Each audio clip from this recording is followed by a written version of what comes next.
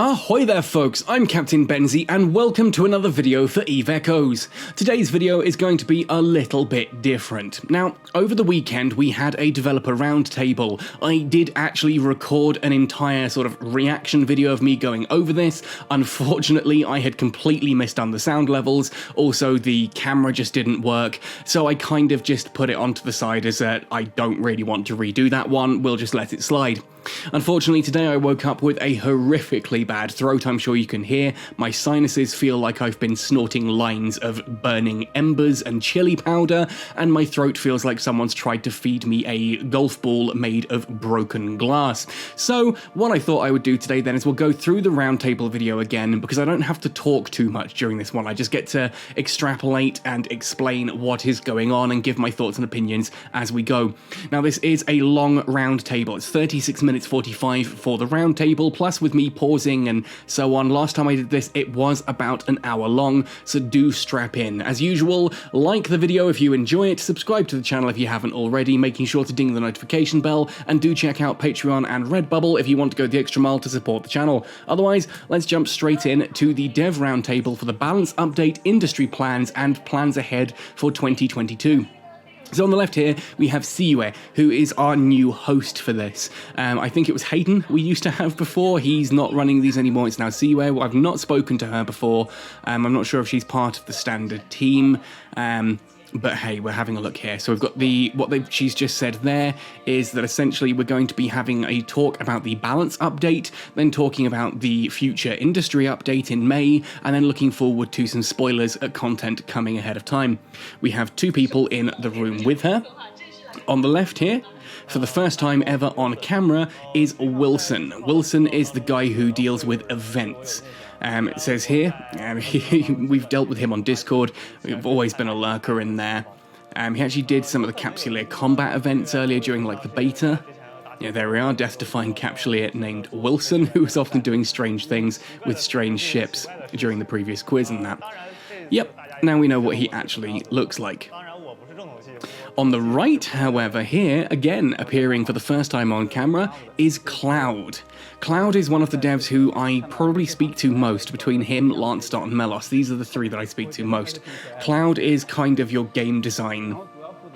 He does, as he says here, a lot of things such as ships, attributes, skills, and battle. So he's kind of the guy to speak to about things like balance. And I've given this guy a pretty hard time in the past.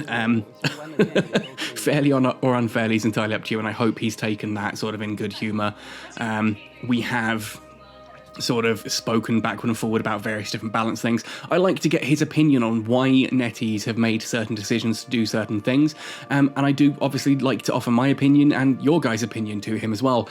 I say that we've often, come to loggerheads. I've sat there and I've given him a hard time on the likes of, like, I really disagree with what this is doing, but he will then explain it back to me. I'm not saying I'm being rude to him, far from it, but we just can't. He's one of the devs who I do bounce off quite a bit, which is quite cool.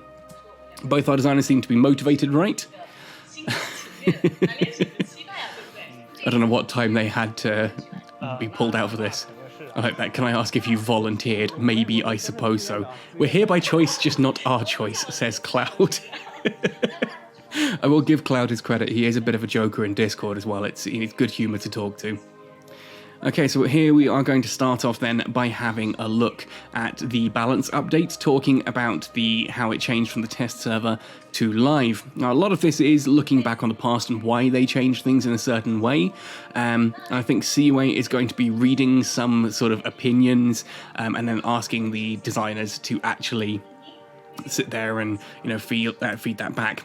It's also worth noting that here she has just said this is not the final product. Now that the April balance update is live, there is still tweaking going on. We've just had this week's patch notes. I'm recording this on Wednesday, it should be up this evening.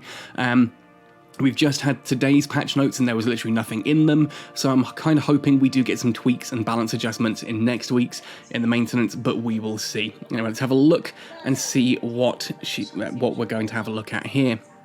Our players also raised some new questions and feedback. So now, having looked at some feedback from players, I understand there may be some angry shouts, cue Cloud nervously laughing and looking a little panicked. CUA says, I will pretend to be our pilots. I hope you two can respond to the questions directly, but don't worry, I'll go easy on you, which is probably more than the Discord does. First question, capacitor batteries. Most of our players now think have been nerfed too much, so players are confused. Why did you decide to do that? First of all, most players... the most vocal ones, maybe. I don't think most players think capacitor batteries were nerfed too hard. I think anyone who actually sits and thinks about it will understand. In fact, I'm going to jump in on this one just before Cloud does, because, hey, I'm going to be arrogant like that. If you have a Mala running 3 medium capacitor batteries, which it can quite comfortably fit in its low slots, it is now completely, totally, and 100% immune to a Balgorn. Literally, the Balgorn cannot flatten that, because you can just keep activating those batteries, and the batteries, the dump-in power that a battery will give you to your capacitor, is not touchable by neutralization or Nosferatus. So you can just sit there with 0 actual capacitor in your ship and just use batteries, and there is nothing anyone can do about that. That's why batteries needed nerfing. Batteries are both the most popular and least popular of all modules right now, and I can hear my cats fighting in the background, yay.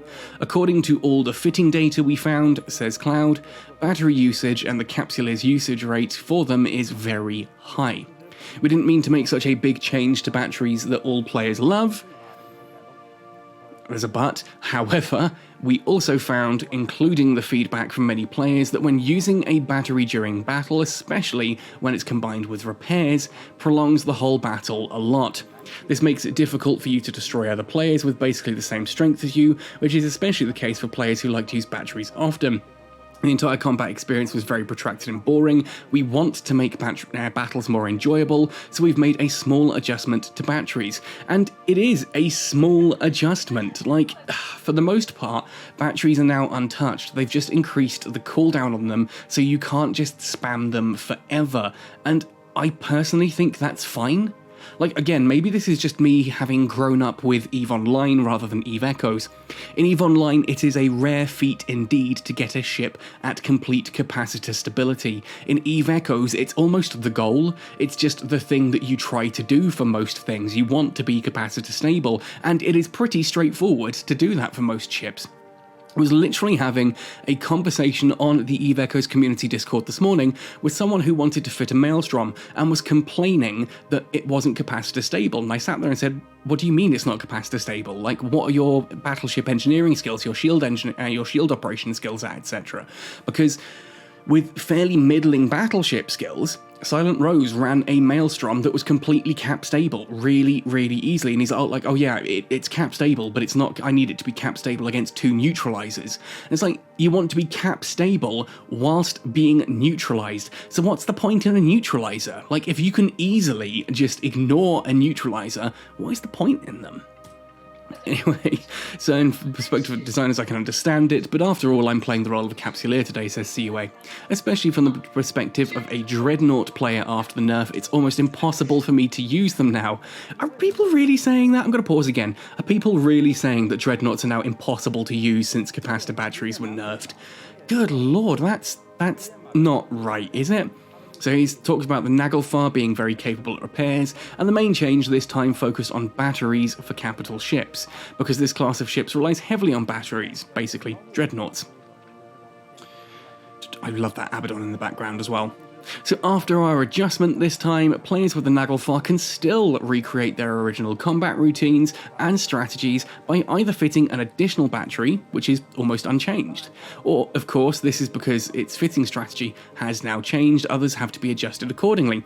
And that's kind of the point here.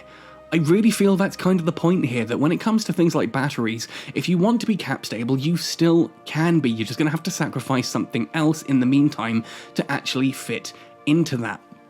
Whereas, do you need to be cap stable? How long are these battles going on for? If you can get a Dreadnought to be several minutes, you don't necessarily need everything active at one time. Do you need to be capacitor stable? I've made the argument before, and I'll probably do an entire video on this concept. Are we spoiled with capacitor stability here in EVE Echoes? I genuinely think we are. Now at this point I also just, because I've got it paused here, I just want to point out some of the stuff around the room here because there's some really cool stuff on display. On the top left you've got a model there of the Maelstrom, that's pretty cool. On the shelf directly below it is a copy of Eve's Source, a book that I really want to get hold of. There is a Rifter model in the shelving unit there that I desperately want to get my hands on, a PlayStation VR unit, presumably for playing Eve Valkyrie, a Nintendo Switch for some reason on the bottom shelf. Then if we move to the table, you can see again there is a Rifter and some cool Eve Echoes mugs. I also love the fact that Wilson is wearing the 1-year anniversary shirt, and I really want the Eve Echoes hoodie that Cloud is wearing, and on the shelf behind him you can see an Eve Echoes glass monument, an Abaddon on the top shelf, a copy of Eve True Stories, which is a little graphic novella that I actually picked up a couple of months ago, based on true stories. 2 of the Alliance Tournament trophies underneath, some really cool Eve artwork, and then of course the Indomitable artwork at the bottom there. Anyway, that's just a little aside, let's jump back in and see what's going on here. This video is too long for me to make too many of those. So the problem is that its damage output, or its ability to suppress enemy ships and to deal with shield fields, will be slightly worse, he says to the Dreadnoughts. However, using cap batteries that is. However, since we've also adjusted the other ships and shield fields, moreover for Dreadnoughts against shield fields and others, a low slot will be used for the battery. So you can fit another battery, but then you can reduce your damage output accordingly. You actually have to make a choice now. We actually found that the main problem isn't with the slots, but the Dreadnought's inabilities to overcome jammings, and its auxiliaries are particularly poor, so we're now working hard to improve its auxiliary abilities, such as resistance to electronic warfare, so that Dreadnoughts with powerful modules, such as the Siege module, come with some resistance to things like turrets and so on, that therefore will make them very powerful throughout the entire combat process, and their output will significantly be improved. Really? Oh my goodness. So their response to Dreadnoughts right now is that we need to make them bigger and more powerful, we need to make them resistant to electronic warfare. Like, what is the point in having, like, tracking disruptors and guidance disruptors anymore in the game when there are so many things that can just so easily counteract them and so few ships that actually make use of them? Like, I would love to actually fly a Crucifier, or a Griffin, or a Vigil, or a, what's the other one I'm missing here? A Maulus.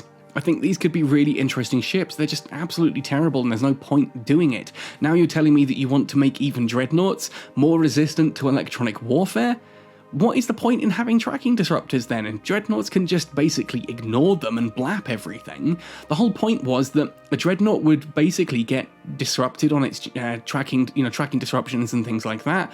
It would then have to wait for its fleet to take out all of the electronic warfare ships before the Dreadnought can open fire. That's a really cool counterplay going back and forth there. If you make the Dreadnoughts pretty much immune to electronic warfare, all you do is have basically a fight of who has the most dreads, and that is boring as all hell. Are you feeling alright after the first question? Yeah, it's difficult to answer questions about Dreadnought. This is the biggest impact of battery change. To be specific, this is for the Naglfar. Okay, so we move on to a second question. The heatsink has been nerfed by too much, by at least 70%. That's not true, compared to the same type of defense module. That's... Its losses were totally overdone. I'd say it's best to remove the startup, so why did you make this adjustment? This is such a crap question. People really put this in the feedback? Did people really put that in the feedback? Because that is just not true. It was not a 70% nerf. Good God, people are idiots sometimes. This community is its own worst enemy.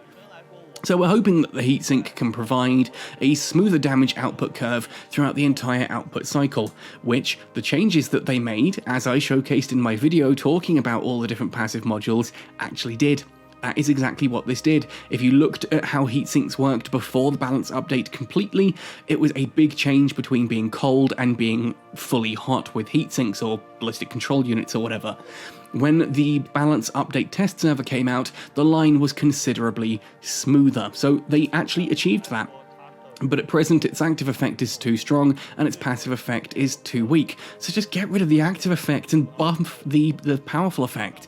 EVE Online's been running that since the start, and it works fine. The weapon bonus data has been a lot better compared to the test server data. After these changes, when the player uses modules like weapon bonuses, so the WUMs as I call them, drone damage amplifier, heatsink, gyro stabilizer, they will have a relatively smooth damage output curve, which is, yes, that's true. They have now done that. When they're not activated, they'll have a higher damage output than they were before. The output curve becomes more gentle when they're activated in turns, so now players will have a higher damage output when using the weapon bonuses in other ways and easily get higher bounties. This is kind of the point now. It's not about just activating everything and keeping it going. You can now sort of cycle them when you need them and use it as an actual boost without suddenly spiking and then crashing down to low DPS. We used to look at, like, ship fits. People would send me ship fits. I'd be like, the DPS on that is insane. And they're like, oh yeah, that's when it's hot. And it's like, okay, so what's it running cold? And then it's like half that DPS. And it's like, you realise that most of the time you're running on cold, right? Like, you're activating all of those heat sinks or whatever at the same time to get that triple hot or quadruple hot or whatever. But that's up for 44 seconds, followed by being down for 66.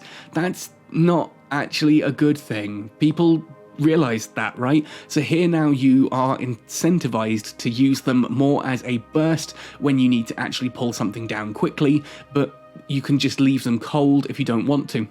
I've been doing this with the Typhoon recently, just leaving the ballistic control units unactivated and just literally hitting them when I target the last battleship in a wave, because I can then pull that battleship down faster, and it works really nicely. And of course, getting higher bounties, you get that whole thing of, like, the commendations and that as well, so that works, increasing the player's revenue. Not that I think we need player revenue to be increased.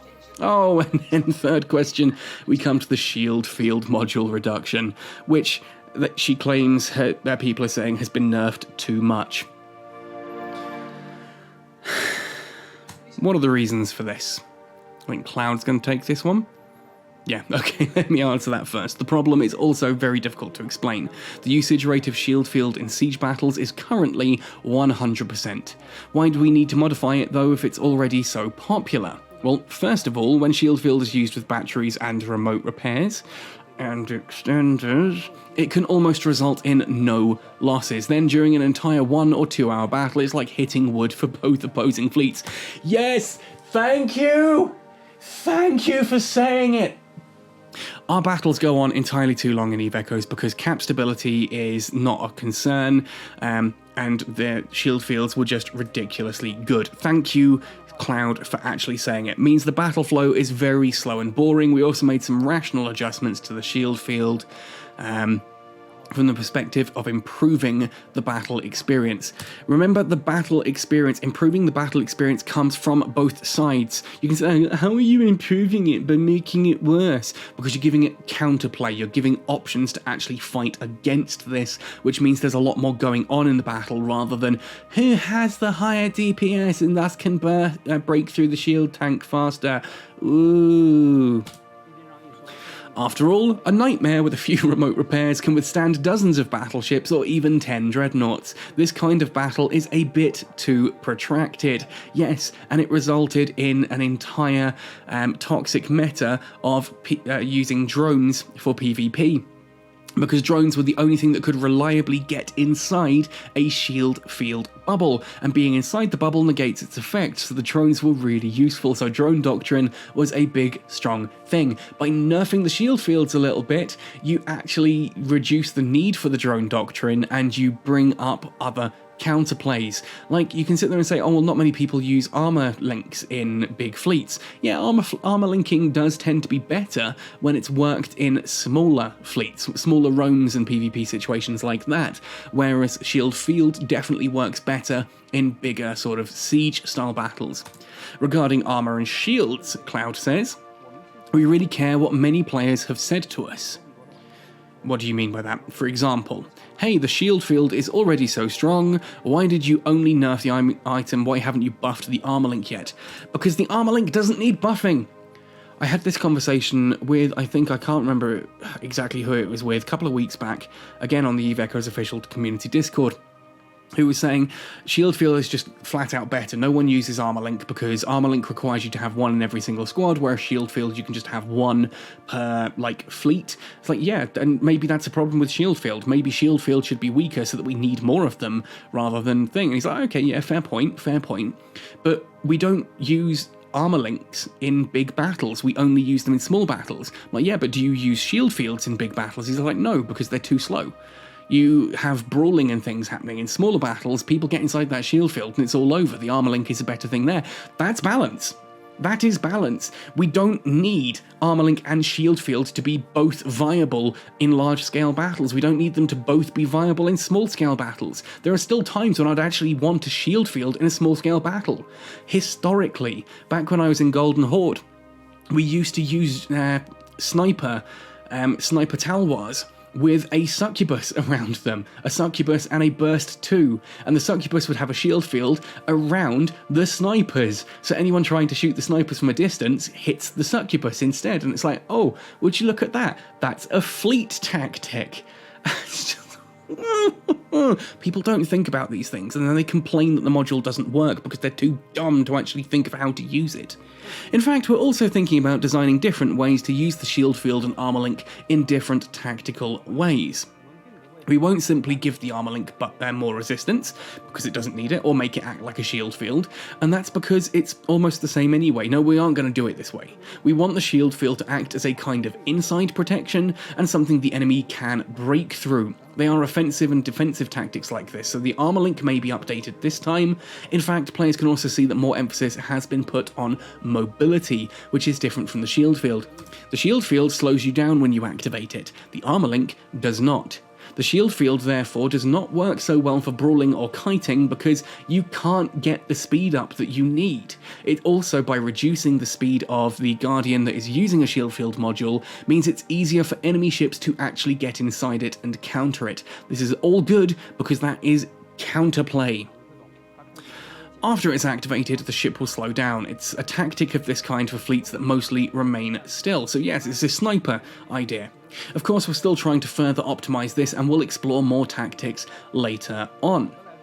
In general, our adjustment idea is to make the shield field and armor link more in line with our original design purpose, and also in line with the player's usage habits. It's not to be a case of they should both be used in every situation, it's that they both have actual distinct uses. That's the key point there. Wilson then says, good points, I'd like to add some we've discussed previously. The two modules, Shield Field and Armor Link, both of which aren't in EVE Online by the way, and they actually get away with it, are both fleet modules. They have strong tactical effects. But in fact, when players use these effects, they tend not to think about them too carefully. Exactly what I just said. People don't think about why you might want to use one over the other. It's just become, fit a big ship with a shield field, everyone park near shield field, everyone shoot at enemy shield field. Woo, PvP, yeah. Like that means anything. Like that's not the dumbest and most boring thing that you could think of for PvP. In EVE Online, we have just straight up alpha. You try to avoid the fact that the enemy ships could actually use logistics to heal back up by getting rid of them in one single shot. So you have target priority cooldown, you blap things off the grid one by one by one by one by one. We do not have that in Echoes. That is a problem because it means ships don't get destroyed as frequently until a shield field goes down. And if the shield field is ridiculously powerful, yeah, you don't really get fleet wipes all that much. So anyway, yeah, but you need to think about the modules differently, whether using the shield field or the armor link. The player has different choices. Modules will be automatically used. This means you don't need to think tactically about them when they use these modules. Yeah, you just fit the shield field and off you go. Or pay attention to the situation of the surrounding enemies. This is where the module was lacking before. Counterplay is what he's getting at. Counterplay. There was no counterplay. You didn't have to think using them. So elements such as module cooldown and the warp restrictions have been added. As you may have noticed, the warp restriction actually is a really nice one. It means that if your Guardian does disconnect, it doesn't just warp off and leave you all completely naked. But yeah, it does also mean you have to kind of sit there and take the firepower. But as he says there, it's all about thinking about what could happen in the next 1 or 2 minutes. Really consider whether you should be maneuvering or stand your ground and focus fire. What should you actually be doing from moment to moment? Not just following autopilot, which is what PvP has basically become with Shield Field. Finally, along says Cloud, an issue with the hardware is that everyone knows network condition is a critical issue. In fleet battles, as we just said, the shield field usage rate is about 100%, and if a player piloting a nightmare is disconnected after the shield field is activated, he would warp immediately in the previous version, and his remaining 49 teammates would quickly die under enemy fire. Yeah, absolutely, and that's what I've just said. In the new version, if he disconnects, the ship stays in place, basically. Shield field will still protect his teammates. Good change. Really, really nice change. This kind of poor connection will no longer have such heavy effects on battle. And again, people are going to sit there and comment on this, that maybe NetEase should upgrade their servers. They have powerful servers. EVE Online runs on similar architecture, but what you've got to understand is that mobile devices give off a lot of different data. There's a lot of different discrepancies using mobile devices. Connectivity issues are always going to be a thing, especially since some people are playing on 3G, 4G, 5G, home Wi-Fi, all across the world on different speeds of device with different communication protocols, all trying to talk with one set of servers. So yeah, just bear that in mind before you pull the lol NetEase suck, sort out your servers comment off the shelf.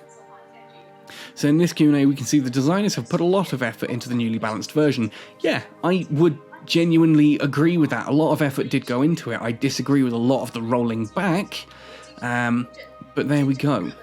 Such a huge adjustment must have taken a lot of time, so I'd like to ask you both, says CUA. Were you happy working on this? Do I look happy, says Cloud. I think my colleagues are happier because they see me working on the update every day until 12 AM with this face. They're quite happy. I'm sure they weren't just happy because they saw you having to work hard. I feel like players in Discord channel are happy behind the screen when they know we're still working late at night. Yes, because Discord members are miserable and just want everyone else to be miserable as well. They're not happy that... cracking loud. And I'm actually surprised here. When I've seen Cloud online at like stupid o'clock in the morning China time, I thought that was just him on his phone talking and things like that. I didn't realise he was still in the office. Crikey. Also saying that I think the Discord members are happy. No, the first rule of Discord and indeed Reddit is that they are never happy. It's just something you're going to have to accept. Sorry, pausing again. I've literally watched people suggest things that needed to happen in this current balance patch. Then, when those exact things were then put out on the test server, complained that that was too much and it shouldn't be done.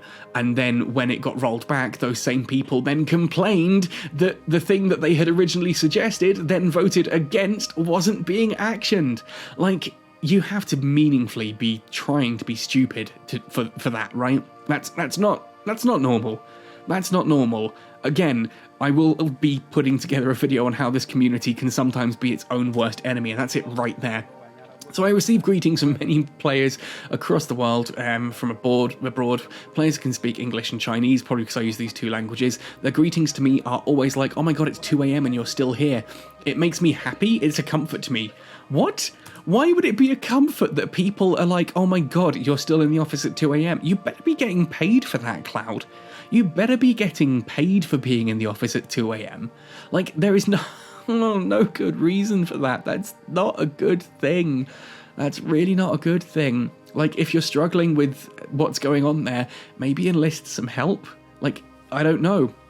Maybe a group of content creators in a certain content creator exclusive channel could actually help you go through some of these feedbacks. Maybe we could set up something like, I don't know, the CSM from EVE Online, the Council of Stellar Management, a player advocacy group that works as kind of a middleman between the community and the developers, so that developers aren't overwhelmed with a whole ton of information coming from all different angles.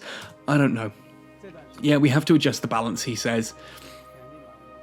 So we need to check and analyse a lot of data and feedback from players, and yeah, probably a lot of that is just nonsensical and not actually worth it, so the workload is relatively large.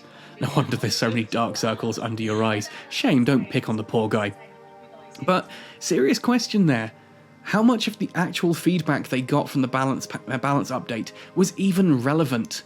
I know for a fact that there were people who were genuinely just filling in that feedback form over and over and over and over again with stuff that they didn't like but hadn't actually tested, just didn't like it, so we're voting against it, essentially. That's not relevant feedback. That is literally worthless feedback, and the fact that there's so much of it in there becomes dangerous, because the developers are sitting there going, wait, did we miss something?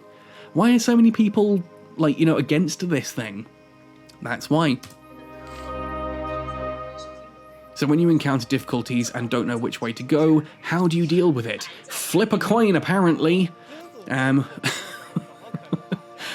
gentleman fights with words, not with his fists. We vote by a show of hands. We have a conference room where those responsible for the relevant content will vote on it with a show of hands. But of course, this is only a preliminary decision. We will take such an approach if we are brainstorming or doing innovative exploration of the settings.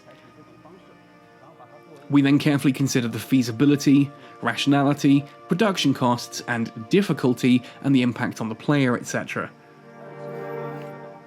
That seems a pretty good way of doing things. Vote internally for the direction you think you should be going in, and then as you go through and start getting data and that, you can always change your plan and redirect as you go. So we analyze all the data of players on the server. So much data, like crikey, there's got to be a better way of doing this, guys.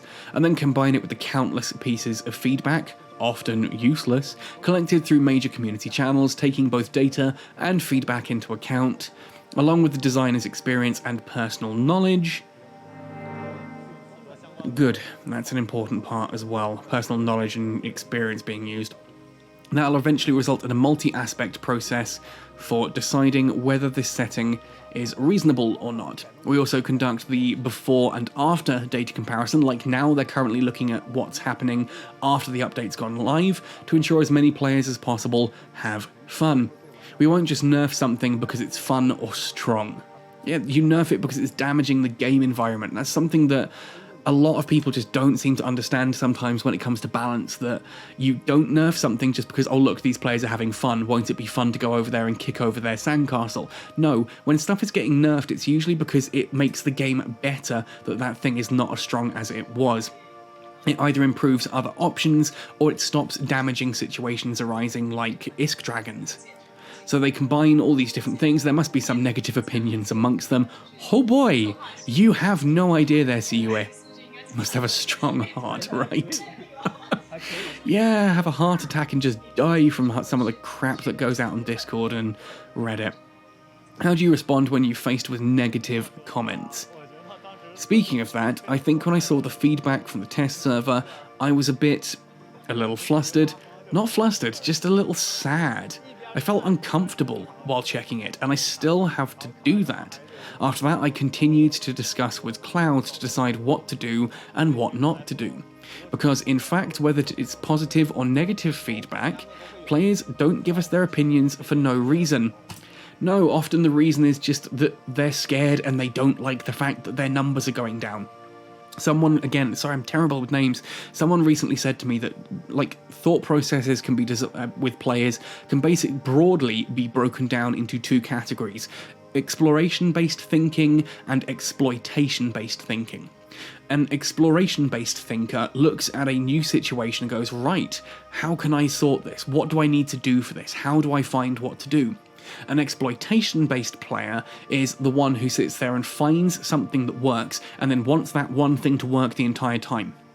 That is the person who, if you sit there and say that high-sec islands are getting nerfed, they're like, no, you can't do that because it negatively affects my playstyle. These are the people who complained about scanners being added. They're the people who complained about the autopilot fix. For those of you who don't know, when the game first launched, if you were on autopilot, or if you activated autopilot, the concept of an autopilot broke disruption. You could have an entire fleet of people on you with warp disruptors, and if you tapped the autopilot button, you just warped away. And there were people who genuinely complained about that. People who complained that that got fixed. People who complained that you couldn't just press a button and outright ignore warp disruptors. Think about that. That's the exploitation-based camp. Those are people who want one thing to work for the end of time because they don't want to have to think about it again. These are the people who, and I say this as a YouTuber, go onto YouTube to look up the latest and greatest meta fit, and then they just go into that. They don't even necessarily enjoy the game anymore. They just pilot the biggest, best thing because it's the biggest, best thing, and that's how you get the big numbers. They have zero faith in their own capabilities. They have to be using the biggest, strongest thing, no matter how unfair or damaging the game that thing may be. That's why I don't do meta fits in my video. I do basic fits to give you a starting point that you can modify out from. Anyway, this feedback is closely related to players' game experience. Of course it is. Of course it is. As I said, a lot of them are scared, and so they just don't like the fact their big numbers are getting smaller. Whether our changes are too large, we have to consider these things, or if they had too large an effect on game behaviour, including spawn camping, fighting with others. So although some feedback will be uncomfortable for us, Cloud and other designers will continue to review and summarise the feedback and bring them to discussion meetings. Yeah, but again, you need to not just summarise, you need to evaluate, you need to check whether or not the feedback is actually worth listening to. Like, look, if I go to my doctor and I say to him, look, I've got this problem with my sinus going on here, I'm sniffing, my throat is really dry and sore, I've taken a COVID test and it's negative so far, but I've been isolating anyway. What do you think it is? If the doctor then says, oh, I think it's X, Y, and Z, and he writes me a prescription for medication A, B, and C, I don't then walk outside into the waiting room, ask the people there what they think, and weigh those things up equally. That's exactly what happened with the balance update. The developers, who are the experts in this game, put forward some suggestions and then basically asked the community whether or not they agreed, and when the community disagreed, they went, oh, okay, and they changed the description and the proscription and the diagnosis. That's a problem. Like, you shouldn't be doing that. You guys know better than the average Joe in the game. Like, there are folks like me who spend their life on this, and I like to think I know what's going on, but still, you guys know better than I do. You've got the actual data in front of you. You've got the proper numbers and the proper tools. I don't. As designers, in order to improve players' experience, we also have to actually play this game ourselves. I'm going to pause there because, again, I can hear people in the comment section going, oh my god, they don't play the game. I wish they played the game. We know that they used to play the game. We've fought them several times. We've encountered them several times, both in open beta, final test, and on the live server shortly after launch. These are Chinese devs. Which server of the English or the global or the Chinese server do you think they're playing on? The Chinese one. So unless you're on the Chinese server, you can't tell me that the devs don't play their own game, because how the hell do you know? And also, I assume they do what I do. People who say, oh, Captain Benzie never plays on live, that's because you don't see Captain Benzie flying around. You might see Captain Benzie or Silent Rose occasionally flying around, but I have 3-4 other characters that I fly that are all skilled into different things. Some of those characters, even Catskull and Void don't know about, because I can't play with everyone knowing who I am all the time. You have to have some anonymity. There we are, we may secretly play under a different name or something else. It's possible that a friend of yours is a member of our development team, because of course we never reveal ourselves. However, besides the player's game experience, we have to view the feedback from a macro perspective. We should also consider how adjustments the players ask for will influence New Eden. We've never let our design purpose go public, so the players may not always understand our perspective, and sometimes from their perspective, we didn't pay attention to their feelings. That's a key point there.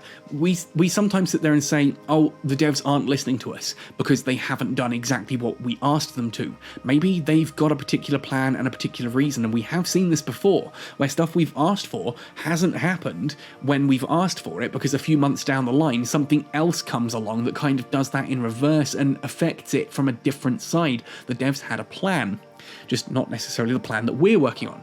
If they pointed out 5 problems, we might only solve 2, or even none. Which did happen before. Yes, of course it has. In fact, when we receive this kind of feedback, we will do our best to reply to the players.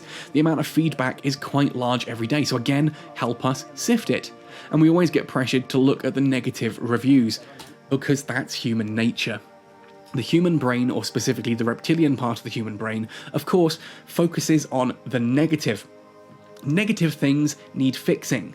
Therefore, you need to focus on them. You need to be able to identify them and figure out what needs to change in order to be in a more comfortable and safe environment. Whereas the things that are already good don't need to be focused on. That is why we focus on negatives, not on positives, because that's what our brains are trained to do. We're supposed to look at the things that could kill us, the things that make us uncomfortable, the things that aren't good, so that we can make them better. The things that are already good are easy to ignore. When I worked for Games Workshop, that was a key part of our training, that when you take over a store, when you move into a store, when you're doing something like that, the first thing you should do isn't just ask what's broken and needs fixing, but also ask what's working really well, because that can be just as powerful. For example, when we were still working hard on adjusting a formula at 2:30 AM, it's getting later and later each time. It was 12 AM, now it's 2 AM, now it's 2:30. Such terrible adjustments. What are you doing is the feedback they received. I hope you resign immediately. Never do that.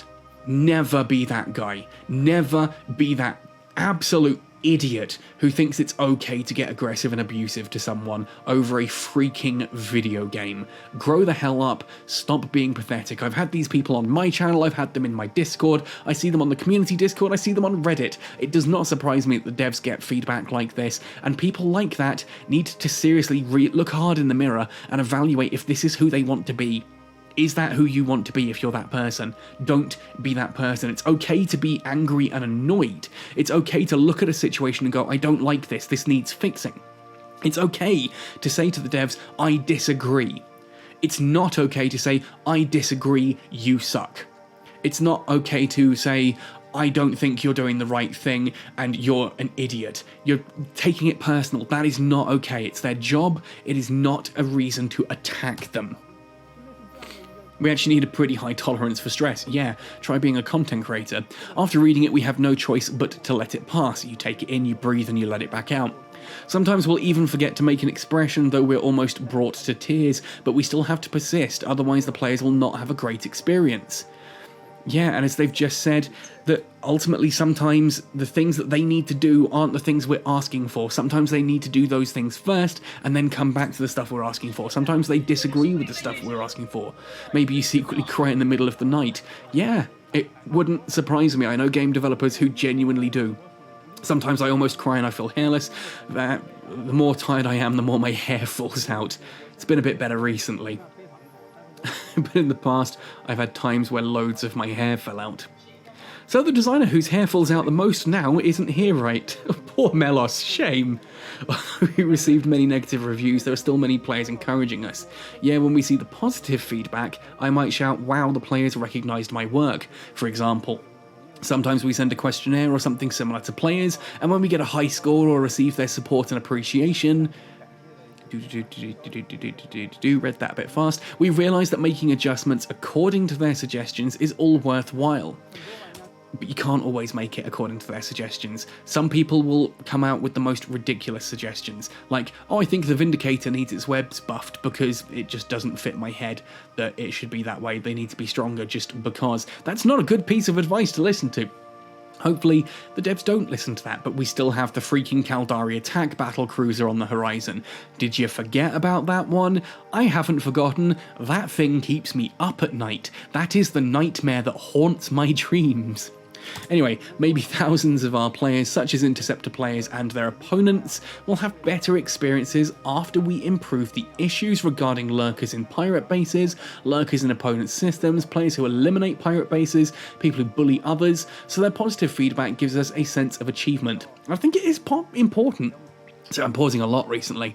I think it is important that we do give the developers actual positive feedback from time to time as well. When they do something that we like, let them know. Like, genuinely, if you want to complain and bitch and moan and squeal and shout and squawk and all of that when they do something wrong, you damn well better be able to stand up and say when they do something right. Otherwise, you're just not a nice person. So the positive feedback gives us a sense of achievement. If we can bring more happiness to our players, we will also become more confident and delighted. Good. Yes, we hope our capsuleers can become a little more merciful when giving us feedback or criticism. Yeah, key point. Genuinely, I wholeheartedly agree with that. We need to not be so brutal and aggressive in how we deal with the devs, because we are, and then we wonder why they don't integrate more. So we'll continue to pay close attention to the balance patch update's performance, such as how players are affected, how much it influences the entire ecology of New Eden. Just finishing the update is far from the end. The player's experience still matters. Actually, the most important thing today is to improve the issues that are still not perfect in our system and game experience. We'll try our best to make our players happy and make it easier for them to communicate with their friends in the game, so fixing some of the communication bugs and that. We also hope our players can give us more suggestions in this regard, including those for their convenience or to make the game more fun. We'll listen carefully to them. Just keep your bloody anime skins out. I like anime, I just don't see why I need to have anime in my space game. Please don't be afraid to give your opinions in the Discord channel. Oh, believe me, people aren't afraid to give their opinions on the Discord channels, whether through private messages sent to Cloud or me, although we were only a few, or threads like the Suggestions channel. We always take extra time to read them one by one. Good to know. Or the tickets sent to our in-game customer service. Those do get passed on, by the way. We'll read them all carefully and think about how we can improve. Definitely I need to be giving more positive feedback to the guys as well. I will sit there and talk about things that aren't working, but I need to say about things that are good. What we want to do is always continue to improve ourselves, including improvements in game experience and in-game daily routines. In many cases, we welcome players to give us suggestions from all angles and advise on our work. Cool. I think players are on the same side as us. Yeah, ultimately we are. We all love this game and we just want it to be better. So we also welcome players giving us suggestions. Yeah, just as long as the suggestions are, well done, well put together, are actually meaningful. Other designers in the channel, like Lance and Melis, our designers are fully prepared. In fact, there's another point I have to stress. As for our game, just receiving players' suggestions is not the end, okay? Actually, we've made a list on which we recorded all the adjustments we have to make or want to make, and this list can get very long. Our balance adjustments this time only account for a small part. We really care about your suggestions and will gradually improve them in the future. Please don't worry. We're concerned about scanning and the Cruiser 2s, for example. We've noticed these issues, but it's not easy for us to change them immediately. Fair point. And again, this is kind of the point that sometimes we need to just sit there and go, you know what, they're not changing it immediately. God, every time a weekly maintenance comes along and someone's like, oh, have they fixed this bug yet? And it's like, no, it's not in the notes. Oh, why haven't they fixed it yet? Because sometimes these things are big and take time, Besides, our balance adjustments in April are already planned. If we suddenly insert so many additional adjustments and improvements, stealth bombers, our original plan would collapse, and we would have to delay them, which isn't necessarily a bad thing. I wish you had delayed capitals rather than missing the entire October balance patch. We could have had this current balance update 6 months ago, and the April balance update would have been something that is iterating on that balance update, and let's be fair, would we really have lost out on anything by not having capitals until, say, May or June? Really? As long as suggestions are reasonable, we'll definitely implement them in the future. I don't think definitely is the word you want to use there. So actually, every player is listened to carefully, and all the suggestions are paid attention to. We are grateful to our two designers, Wilson and Cloud. Yeah, thanks guys. Genuinely, if you are watching this, thank you for appearing and answering some questions there. It's good to see. It's nice to put faces to Discord icons and names as well. Moving on to the next part of our conversation, which is, I think, about what's going forward in May. So we get to see some interesting stuff here. Yeah, Lance Dot's here, and Kylum is here as well. Sorry, Kylum, I mentioned earlier that Wilson was events. He's not. Kylum is the events guy and beginner's guide. I need to speak to Kylum more about beginner stuff and see if we can work together on that kind of stuff. Lance Dot, we've met before. I also want to say, I love his Yanjung shirt. I want that shirt, and could it be that there are some teasers for the Yanjung coming in this video? Wouldn't that be awesome?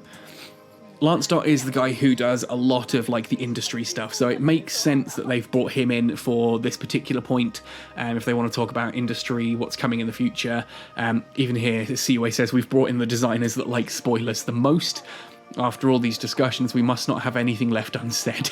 Good. Spoil everything. Tell us everything. Well, I don't know if you've experienced our newly launched event, Starry Shore, or Verge of Silence as it's known in the West.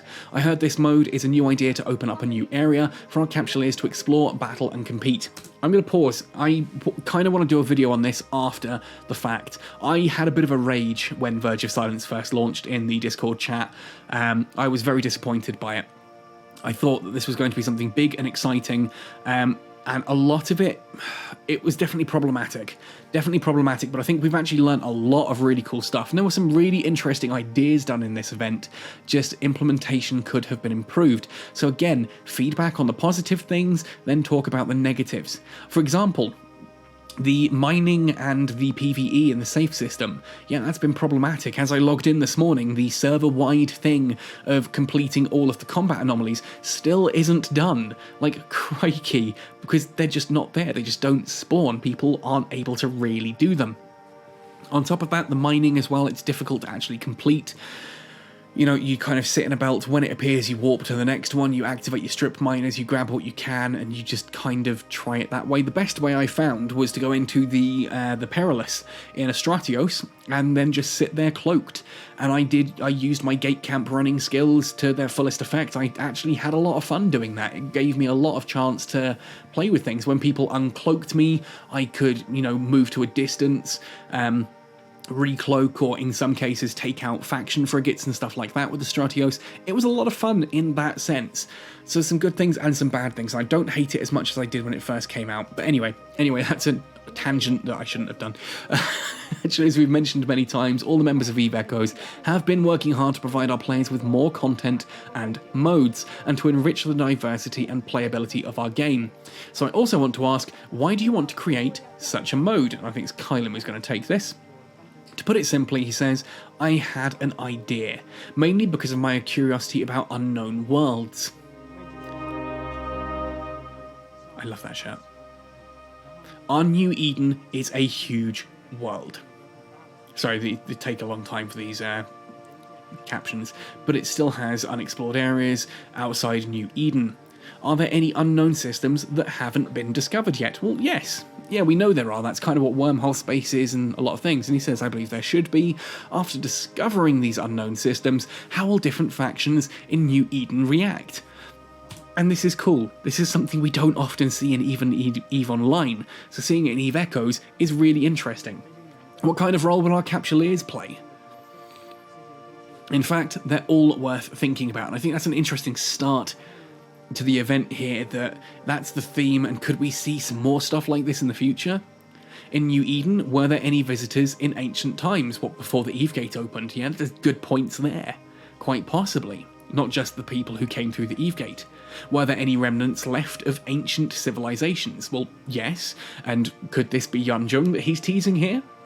After thinking about it step by step, this mode was gradually formed. In this mode, there are mainly two kinds of locations, safe and perilous. In safe, you can mine, upgrade stations, and join in simple PvE.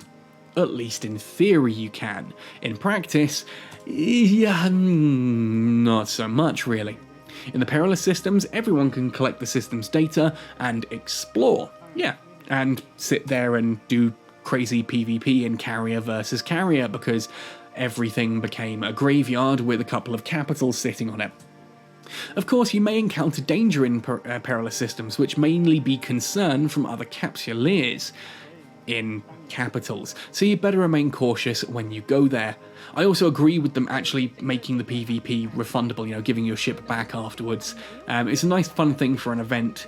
I do still hope that one day we will get the Crimson Harvest, but yeah, we'll see. So asking Kylan as a designer, are there any things you're particularly satisfied about? Personally, I think what's more attractive is that you can pilot ships in those events, and you don't have to worry about losing them. Exactly what I just said. A lot of people genuinely don't want to take part in stuff when they can lose their ship. And you can sit there and go, oh, Care Bears, they're bloody Care Bears. And yeah, but ultimately Eve's a niche game. Not everyone's like me and you who like watching explosions. Some people want to keep their ships. Some people don't want to engage in the PvP, and that's okay. Having events like this That's fine, I think that's good. Gets those people to try these things and take some risks and have some fun, but don't actually lose anything if they mess up. On the other hand, I don't think these should be permanent modes, because then that crushes the entire point of PvP and harms industry. You must have some cherished treasures you've held for months, talking about ships, and spent a lot of money on building dreadnoughts and carriers. Yeah, I suppose in this case it was a reason for people in dreadnoughts and carriers to actually undock them and have some fun. Fun for them at least, not necessarily fun for all of us trying to, take them out. All that matters is that someone is having fun. Yeah. I feel as if this mode is in preparation for an attempt at follow-up procedures. And there's Lance nodding. There's Lance nodding in a Yunjung t-shirt. We're talking about, ancient civilizations and stuff like this, using an event as a starting point to possibly try this again bigger and better in the future. That's the tinfoil hat moment. New corporation mission system seems to be a brand new attempt. Could you give us a brief introduction to it? This is really cool, and I've seen a lot of folks that play EVE Online actually quite bitter that we have this. No, we want that. It's really cool. Kind of alliance quests or guild quests that show up in MMOs. We hope that through this corporation mission system, players can better cooperate with each other and get more pleasure from some quests in the game. And that's cool. Anything that gets people to work together, I'm all for. In fact, our corporation system has its unique features. Let me sum them up in 3 categories. The first is the mission system is not published by the game, but by the players themselves. The second is that the completion methods for missions are also highly customizable. They could require you to go to a certain place or submit a certain item to the corporation. For example, pay me some protection fees and then the mission's complete. Or I tap on the read button when I see a message from my director, and then the mission is complete there. Good, so a way to incentivize people actually reading corp mails. The third is that the rewards for missions are also highly customizable. If I'm the initiator of the mission, I can decide how many rewards I will give you, and what type, I assume, when you complete the mission. There you are. So I think you can do things like buying ships and trading through all this kind of thing as well, and obviously the corporation points and that. So what's going on looking into corporation missions? I didn't design this system, says Lance Dot, and it's actually the product of another designer. He's busy with other work today. So obviously not here on camera, so unfortunately he can't be here, but I can share how this system was designed for him. Cool. At the beginning, his inspiration came from an exchange with a senior corporation management in the game. The player complained that managing a corporation was so tedious, and he had to take care of everything, including battle and logistics. So he hoped to build a system that could reduce the management work. Yeah, absolutely. Making it easier to issue compensations, SRP, initiate assemblies, doctrines, collect ore buybacks, etc. And on top of that, we also hope the corporation mission could provide ordinary members with the enthusiasm to participate with a clear purpose. As soon as I enter the corporation mission interface, I know what I have to do for that day, what my fellow members are doing. And I can decide whether to participate. This is kind of a key point. It means corporations can actually put up a future call to arms. If we know a call to arms is happening, like we're all going to go off and try and attack someone's citadel, you can put that as a corporation mission, so that when people turn up and go to that place, they complete it and get whatever those rewards are. You can do it with ore buyback programs. We've done it with Catskull. We had a big weekend recently where we did a push to build some new citadels and structures and things like that, and we wanted players to log in and get ratting and, donate as much as they could. Corporation missions allow us to do that. Now, admittedly, I wish that this could be expanded into Alliance missions, and I hope that one day it will be expanded into Alliance level missions. I get that the structures should be on a corporation basis. The simple concept there being that, like using Void as an example, we all used to be based out of one citadel. Everyone used to be docked and have homes set at one particular citadel, which was really hard to get to because everyone's all around that one point. And it's all concentrated into that point. by making us all have unique corporation citadels and only the people in that corporation get the bonuses for things like ratting, has forced us to build more citadels, to spread out further and wider and thinner, which promotes more PvP, and I can only see that as a good thing, but I would like to see the missions extended to Alliance. I think that would be a big thing, really big thing to get us off Discord and into the game. It's worth noting that the Corporation mission is a very powerful tool, as how it's used depends on its users.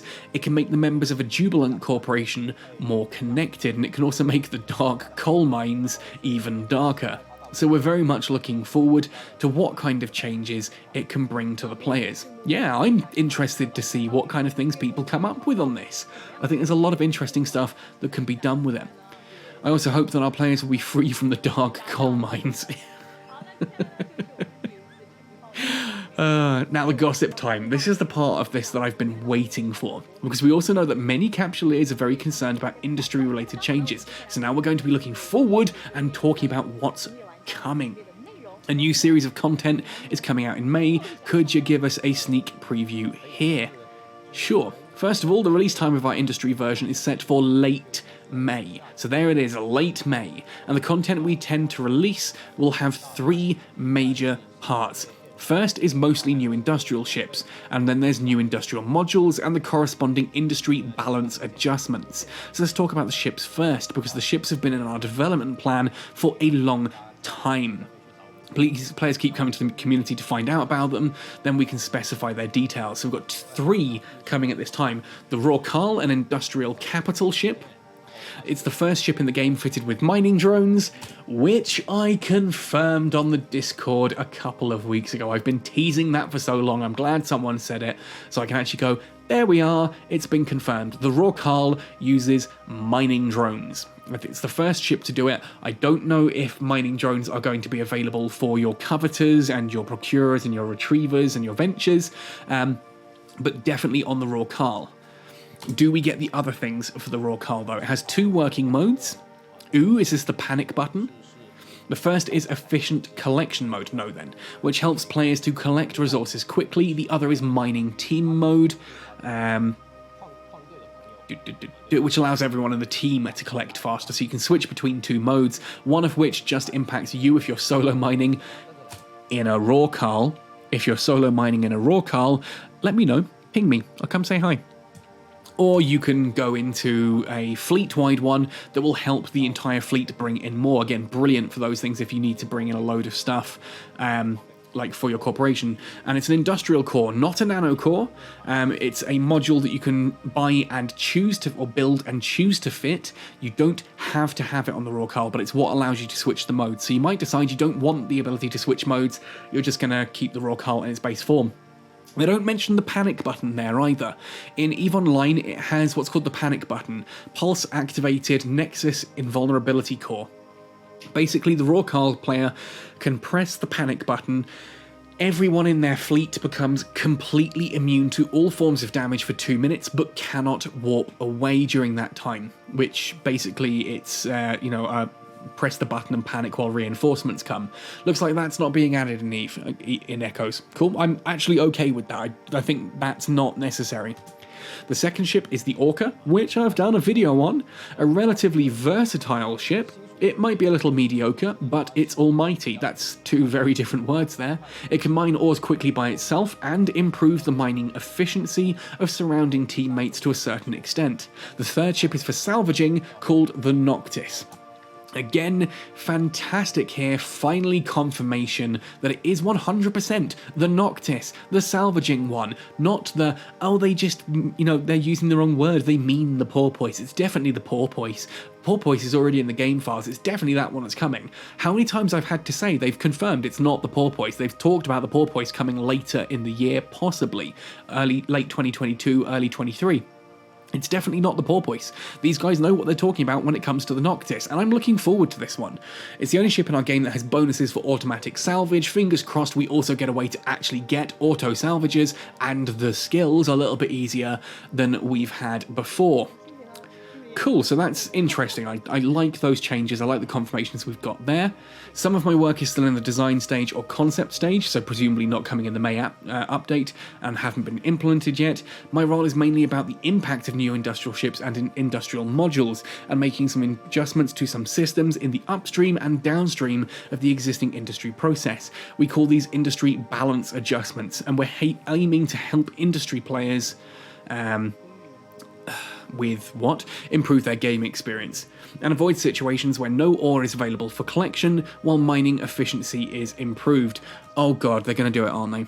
We're going to get the whole thing here that, oh yeah, we're going to make bigger belts. We've accidentally increased the amount of mining yield that we can do, so we're going to have to increase the belts, aren't they? Because, yeah, since you put a raw coal down with a couple of orcas and cover tattoos and stuff like that, the belts are just going to evaporate. If that's what he's about to say, that means that essentially new industrial mining players are really going to struggle, because now the Tech 10 gap just got bigger. The difference between a Tech 4, Tech 5 miner and a Tech 10 miner is just monumental, and considering that is essentially PvP content, a player who is mining at Tech 10 is against a player who is mining at Tech 5. They are ultimately selling on the same market, so this is going to devalue ore again, isn't it? So we'll be making some adjustments in this regard. Please, pulling the yield back, pulling the yields back, pulling the yield back. One of the current ideas is increasing the number of ore belts in some single systems and increasing the ore volume of single ore belts. Oh god, as well as increasing the refresh chance of condensed ore and reducing the refresh cooldown of ore gravity wells. More ore, or more ore, definitely more ore. It's like they didn't even realise that the whole point of all of the intumescent belts disappearing and then ore prices actually going up was because all the condensed ore was drying up. People were going away from intumescent belts back to standard belts, and thus there was fewer ores, and the ore thus had a bigger value. Oh my goodness, they were so close. They were so close. And of course, these are all just concepts at the moment. I need to get in the chat there with Lance.and Kylum and just talk about this, because that's not a good situation. Adding more ores doesn't help anyone. We need to be reducing yields across the board. Oh, fingers crossed that is something that doesn't make it out of design, but we'll see. Stay tuned for late May. Industrial. Also, looks like they're not just going to mention here, and we're getting close to the end of this video, we should also be getting the mobile tractor unit, which again, hopefully, salvaging, that should be pretty cool. Kylum also mentioned there are a lot of things coming in developing content. Could you tell us more? What can we expect in the game during the second half of 2022? Ooh, spoilers. Spoilers are okay here? Yes, says Lance. Go for it, we're already here. Another thing is a scientific research MMOS that will finish soon. Project Discovery! Project Discovery in EVE Online is a cool little minigame that uses real-world science. You get rewards for doing it, but you are helping real-world scientists. The original version of it was actually analysing data from astronomers looking for exoplanets, and with players analysing that data, we were actually able to, as a race of human beings, discover new exoplanets outside our solar system. Like, that's really cool. EVE Online players helped real science happen, and when COVID first started, EVE Online actually shifted to a COVID thing with Project Discovery, where essentially players in Project Discovery were able to actually look at the data for COVID, and by using a minigame, help analyze that data and process it for real scientists to use. That's incredible. That's really, really cool. And I think they talked about, it's the University of Belgium. We talked about this earlier last year. They did their anniversary release and what's coming soon. Soon, in inverted commas. And they talked about Project Discovery coming to EVE Echoes, and it was something to do with proteins, if I remember correctly, so let's have a look. We already set the schedule. It'll be launching in July. Project Discovery in July. Huzzah! This content will allow players to use some actual analysis, there we are, and operations in the game to help universities complete scientific research about protein analysis. Exactly, there we go, that's awesome. We hope everyone will be willing to contribute to our scientific research in the game. That's amazing, and I can hear Geekerforta doing backflips already. Can you tell us about your development priorities for the second half of 2022? Now our focus for the second half of 2022 is definitely our second anniversary. There will be an anniversary version update in August with all sorts of new content. Exciting! You can experience a new update, new modes, new system. We've been preparing for this for a very long time. Yanjong, Yanjong, Yanjong. Could this be Yanjong? I'm trying to find a reason that he's wearing that shirt. Some new events there, so stay tuned, everyone. Is that all? Could you tell us more? Yes. When are the Yanjong ships coming? When are you going to fill the tier 10 slots or get rid of the tech tree?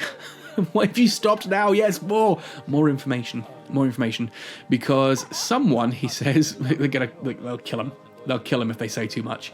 We've already set some schedules, but we still have to make a lot of improvements. And some of the content is just at the very early stage. Yeah, fair point. You don't want to reveal everything if you don't even know if it's going to make it into the game yet. We can guarantee that new content will be interesting and have lots of great promotions, and that's exciting. I'm looking forward to seeing some of the new stuff that could be coming. I'm hoping we get some meaningful changes to things like PvE, exploration, the hacking minigame for starters. In this Gossip Time session, you've been very honest with us. You've introduced new content that many players are concerned about, and are still concerned about, because more ore is not the way! Okay, thanks. Thank you, dear designers. In today's short session, we've disclosed many of our designers' secrets. Hopefully they don't get fired for breaking NDA or anything. Yeah, I'm cautiously excited about the May update. I think the Industrial update could do a lot of really good stuff for the game. I think that the Raw Carl could be an interesting ship to add. I'm really looking forward to the Noctis, especially if they add a much more meaningful way of getting the auto salvages and the actual skills. That could be really, really cool. And I think what CUA has just said there is really important too. When giving feedback, give it in a constructive way. You don't have to be singing praises all the time. That's not what this is about. I get accused all the time of, oh, apparently I can't say anything bad about NetEase. Like, people don't watch my videos when I'm sitting there ranting and raving and getting angry at things. The difference is that when I talk to the developers, I will say to Cloud, like, look, I don't agree with this. Why are you doing this? It doesn't make sense to me that, you know, you want to XYZ. Players are saying they want XYZ, yet you've done it ABC. That just, it doesn't add up. Why is that? And sometimes we get good answers. Sometimes we get, oh, we're just waiting to see what happens with it. At which point it's like, okay. As long as we don't start cancelling balance patches again, you know? But there we are. Anyway, folks, thank you for sitting and listening to a very bunged up Benzie talking about this video. I hope you've enjoyed it. I think there's a lot of really interesting information in this. I'm pretty excited for what's coming in the May update. I'm very excited. Let's cancel that before Game Maker's Toolkit starts playing. Very cool YouTube channel. I think ultimately, when it comes down to it, there's a lot of really cool stuff that we've got to come, like, looking forward. When it comes down to it, Project Discovery is something that really does excite me. I'm just going to click back because I don't like having Prince Andrew stare at me out the corner there. There's a lot of really interesting stuff coming for this year. I'm still pretty hopeful. I may have been disappointed by the balance update. Most of it has come out okay. I just kind of wish there were more of it. That's my usual feeling with this kind of stuff. That when the balance update comes, I just want more. But equally, I also understand that, you know what? This game's only 2 years old. It's a big game and it's only 2 years old, and we're comparing it to an 18 going on 20-year-old game. And so what we all want is just more. We want more, now. And sometimes we've just got to wait and accept that it'll come eventually. Anyway, folks, hope you've enjoyed this video. If you are giving feedback, again, please be kind in how you give feedback. Stay the hell away from personal attacks. Thank you for watching this one right the way through to the end. Happy sailing, and see you in New Eden!